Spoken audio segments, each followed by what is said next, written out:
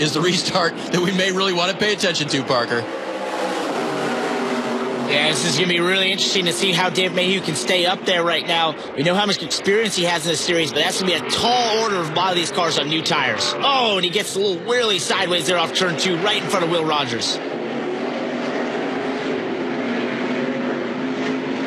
Careful. Jones gets in line behind the 27 of Byron. Oh. Contact between Rouse and Deegan, and Partridge now looks to take advantage. He looked like he might have been wanting to throw it down the inside there. Oh, wow, they're bumping a little bit down into turn 4, but Haley Deegan holds them off. Great effort by her. Now you see Mayhew on those old tires, not able to maintain, but he holds on to 4th. Byron trying to challenge. Boy, they're going too wide back through the S's there, Parker. That's tough. That's really tough. It's very easy to get into each other or slow each other down a lot when you're going too wide there because it's just so skinny. There's just not a lot of racing room there. And wow, Will Rogers really takes a bite out of the gap there to Eric Almirola. See Eric protect down into turn 11. Now the 3 wide for the lead. Trying to make it work. 3 wide through turn 11. Almirola is going to take the lead. Suarez is going to hang on to 2nd. Rogers just has to watch in 3rd. What a move by Eric Almirola. Didn't get the best run into turn 10, but then was able to move the inside, protects from Will Rogers getting the inside, and makes the pass on Daniel Suarez for the lead. That was awesome to watch. And, you know, one thing I've noticed from Daniel Suarez is he has a very wide entry into turn 11. That's really been inviting someone like Eric Almirola to make that move, as we see Will Rogers get side by side with them into turn 3B. Setting up that right-hander and makes the pass for 2nd. Here comes Byron, his teammate, trying to follow through. And I think William will get the run here out of turn 4 down to turn 7. Sure enough, clears them. Not sure what happened to Suarez there. You know, it's one of those things where you can have a little bit of negative momentum. You start to get past, you get out of your rhythm as Eric Jones and Mayhew decide to bump doors a little bit here to the S's coming out of turn 7. No harm, no foul there, but why not? Yeah, why not? But I think it's, you know, one of those things what happened to Suarez there is that he just started to get past, he got out of his rhythm, and then it starts to kind of compound on itself as guys take lunges at you and move you out of your lane, and you eventually find yourself falling back as he did now. So now he's got to get into his rhythm and try to get back into the speed that he had that was able to lead this race. Oh, trouble for Todd Souza. He's off the track and back on, but that's going to bring the caution out because it looks like he may have toasted the motor. Yeah, that's a lot of smoke, so I'm not sure. Well, maybe not. And at that point in racetrack, you wouldn't be shifting. So I'm not exactly sure if that's an engine issue. That's an engine that wanted to go from a different point in the racetrack. Yeah, wow. At least you'd get rid of most of the mosquitoes in the area with that. Yep. Now confirming now, they do believe they've called it an engine failure on the 13, and that's a tough break for the veteran from Watsonville. Up front, it's gotten interesting. Almirola continues to lead. Will Rogers, the pole sitter and favorite in 2nd, and now William Byron in the 27 has moved into 3rd with what looks to be a very fast race car. It's not over yet in Sonoma.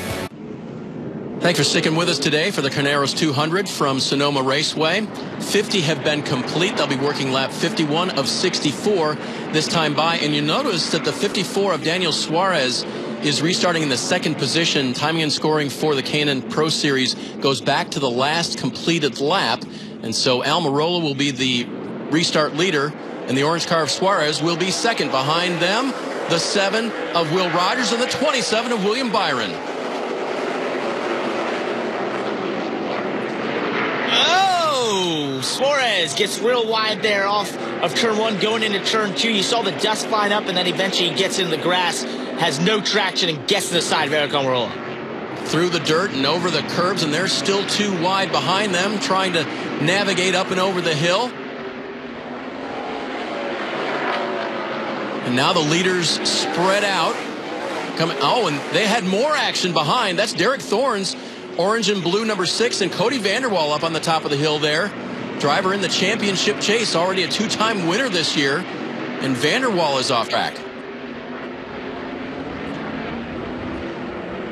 So Will Rogers chasing down the 41 of Almirola. What's the mindset, Parker, if you're Will? You know that road racing is your specialty. You've won the last however many races in a row in this series, you know that Eric is looking for more experience and may not be as good as you. You're going to take that line in turn 11. And that's exactly what you're going to do. You're just going to pass him because you're probably the better car. You've been the best car all day, all weekend. And, you have the knowledge around this racetrack. I was going to say he may be a little bit tempered in his aggression, but no, he just went for it there, and now he can control the pace of the race. Well, Will is 23 years old.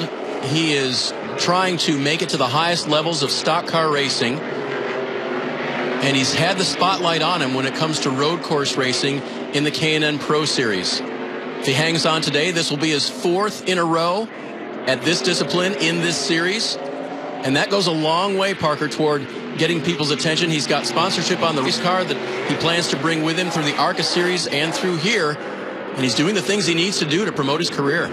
No doubt. And I mean, look at this field. You've got all these Cup drivers here that he's basically showing the way around this racetrack. And I don't think that there isn't Cup owners and Cup drivers that are watching this race thinking, wow, that kid really can get it done. And that's what you want to do as a young driver. You've got to do spectacular things. You can't just do what everyone else is doing. You've got to do things that really make you stand out in this day and age to get the opportunities that you want. And that's what he's doing here today. Will Rogers in front, 4 Cup Series drivers behind him trying to take the win away. Will Rogers still in command at the Carneros 200, 4 laps to go. And those 64 laps, Parker Kligerman, may not sound like a lot. Today in this heat, that's a big chore. It's incredibly hot today. It's well over 100 degrees. I've seen on some of the temperatures out there and some people tweeting about how hot it is. So I can't imagine being in those race cars right now and coming to the end of this race. He's in command. This is an easy place to make a mistake in terms of when you're that hot, you're late in the race, you're just trying to hit your marks. And, he's been so on it all day. I don't expect a mistake out of him. Oh, wow. There's a mistake. Rouse spin around here. Yep, or a mistake or a little contact there. And Rouse will get it corrected. Remember, he's in a championship hunt. He cannot afford to lose a lot of points here today. He's going to get passed by teammate Haley Deegan there. Yeah, and he didn't do those rear tires any favors right there, so he might have a little more issues there. I think that right rear might be going down there for Cole Rouse. That's unfortunate. He had a solid day going. I saw him there in the last restart just right behind Eric Jones and following some of these Cup guys, learning from them. Looked like he was going to be one of the better K&N Pro Series West regulars, but gets like Ryan Partridge just spins him out here. So that is a late move into 11, isn't it? Yeah, it's a bit optimistic. I mean, when you're not able to keep your nose close to those tire barriers, then you've overcooked that corner trying to make a pass. And, it's a bit at times where the other guy has to maybe give way, but it's late in the race, and that's not going to happen. So you've really got to assert yourself, and Ryan Partridge was just not far enough up beside him to make that move. They didn't look like they were entirely happy with each other. Can't imagine as that resumed. No.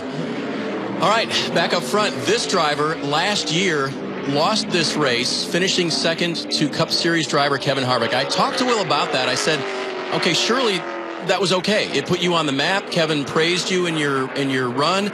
But he goes, no, I have been thinking about that all year and thinking about the things that I didn't do that could have won the race. I said, you could have beaten Kevin Harvick. He goes, yeah. It's just that Kevin was so much better on restarts, and he was so much better at that final hairpin turn 11. I studied that. I went to work. I worked on my restarts, and I worked on turn 11. And I know if I'd had some of that knowledge and some of that experience last year, I could have gone head-to-head with him. Well, and that's a great thing to hear from a young driver, because that's what you want. You want to know that they're always trying to get better. They're trying to learn. They're searching for the right things and then able to identify and see that. And I can tell you that from this race, his restarts have been incredible. So he obviously took great notes there, asked the right questions, and figured the right things out. As for turn 11, I'd have to say it's been good because he's been the fastest car all weekend. So he's probably figured that one out as well. I think he's just done everything right. And obviously, he's a very impressive young man. As I said at the beginning of this broadcast, he has a great composure to himself. He has a quiet confidence in a lot of ways, and you're seeing the fruits of those labors right here because he has just put on a clinic here at Sonoma. Past the start-finish line this time, white flag. You love to see that when you're the leader, 1 to go. Will Rogers will try to win for the 4th consecutive time on a road course in the K&N Pro Series. That won't be the case for Jesse Iwuji. Gets it just wrong Kind of right in front of the leader there, I believe. Yeah, and he's actually just at the top of turn 2, so he's going to have to be patient there to let a lot of these leaders go by. He was right in front of them, and it's a blind corner, so if he moves, a lot of the spotters are going to be screaming at those drivers coming over that hill that there's a car in the way. All right, last lap, Parker. Driver's still got some work to do. What's he thinking? He's thinking the white flag is out, so now it's the next flag ends it. So in this case, it's an easy place to be. You know, I mean, he's got a great gap on Eric Almirola. From here, it's just take it home, ease it back, and be able to get this win. I mean, he has commanded this race from start to finish. He's done all the right things. I never thought at any point in this race that he was not the car to beat, and sure enough, he's proving to be the car that none of them could beat here today. His dad, Bill, his mom, Sherry, are in attendance here today, and they're going to see their son go to victory lane in his adopted home state of California. Through turn 11, beautiful once again, nice and smooth. Out of turn number 12, toward the checkered flag, Will Rogers is going to conquer Sonoma Raceway. Excellent win.